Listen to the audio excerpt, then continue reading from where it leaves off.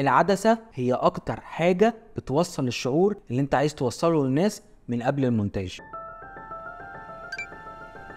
يعني مثلا بتصور حد رياضي بيجري على تراك، وهدفك من الشوت اللي انت هتاخده ان انت تبين بنيته العضليه مش سرعته. ساعتها هتختار عدسه الفوكال لينث بتاعها كبير، عدسه 200 300 500. ساعتها هتقف بعيد جدا وتصوره، هيبقى بيجري بسرعه جدا بس السرعه بتاعته دي مش باينه، بس هيبين قوته العضليه، لان البني ادم وهو بيجري كل عضلاته بتكون بتتحرك.